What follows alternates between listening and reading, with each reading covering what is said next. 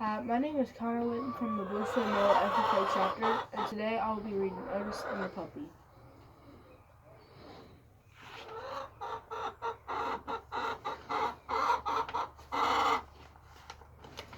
It was springtime on the farm, where a little friendly tractor named Otis lived.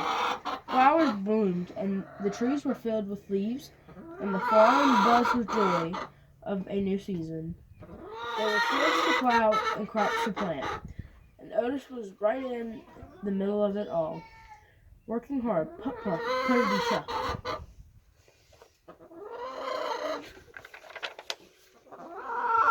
When the workday was over, Otis, the little calf, and all their farm friends loved to play hide and seek. Otis loved to be it, counting 1 puff, 2 puff, 3 puffy, 4 chuff, as his friends ran to hide. When he reached 10, it was game on, and Otis motored here and there looking for his friends.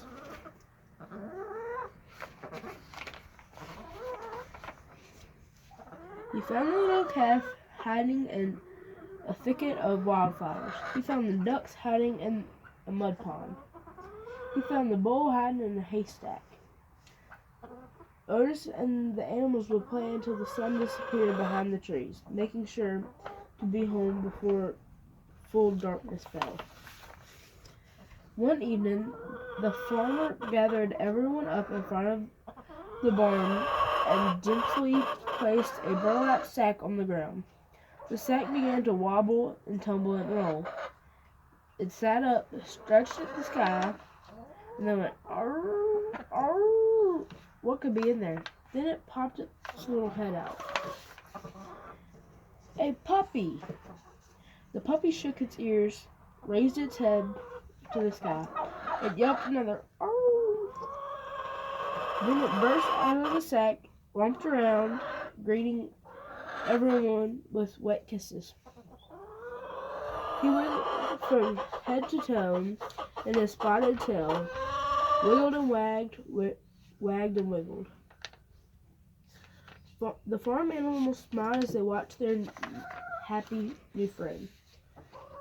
And then, as quickly as he jumped out of the sack, he waddled over to Otis, leaned on his tire, yawned, slouched, and fell asleep. The farmer put an old dog house out in front of the barn, scooped up the sleepy pup, placed him in his new home. Good night, little pup. Otis, the calf, and all the farm animals filed into the barn for a good night's sleep. Otis yawned and nestled in his hut. He was thrilled to have the little puppy on the farm, and he smiled as he drifted off to sleep. Putty. All of a sudden, he awoke to a pitiful whimper. The whimper turned into a whine, and the whine turned into a yelp. It was a puppy. It was dark as midnight.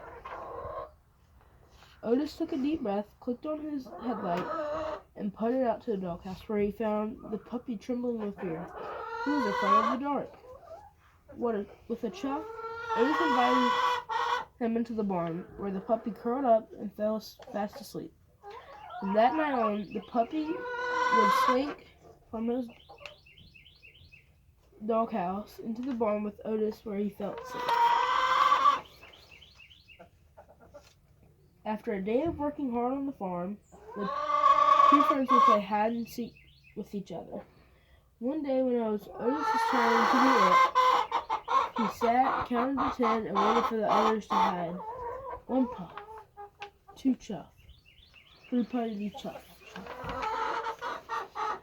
Otis finished his counting, peeled out, and motored here and there, puff puff, puffy chuff, swerving and darting, getting fast as he could to find his friend. He found the little calf hiding behind the old apple tree. He found the ducks hiding in a scraggly honeysuckle. He found the massive bull trying his best to hide behind a lone dandelion. But where was the puppy? Otis and the other animals searched high and low. Even the farmer came to help. but they couldn't find the puppy anywhere. Finally, the farmer stopped the search. It's getting dark, he said. Let's continue the search in the morning light. By the time they had reached the barn, it was already late, quite late, and all the animals went right to bed. Yet Otis couldn't sleep. His heart ached inside of his engine. He knew how scared of the dark his new friend was, and he worried that the puppy had wandered into the forest. He put over to the barn door, looked out into the night, and sighed. Like the little puppy, Otis too was afraid of the dark, but he knew what he had to do. He clicked on his headlight and puffed off into the night. Just inside the forest, Otis stopped dead in his tracks. The sound of night crackle croaked all around him. His heart pounded and shook like a leaf. Every part of him wanted to turn back and run to the farm, yet he knew his friend needed help. He closed his eyes and began to count. 1 puff, put, 2 chuff, 3 putty chuff. By the time he got to 5, Otis felt a lot calmer. When he hit 10, it was game on.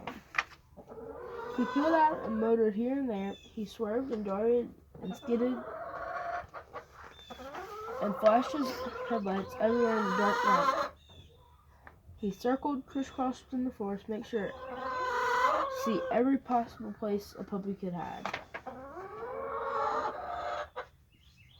Finally, his light shined across an old hollow log with a spotted tail poking out of one end. The puppy whimpered softly, too scared to come out, but he heard Otis. He squealed with joy. He wiggled and waggled and wiggled right out of that log.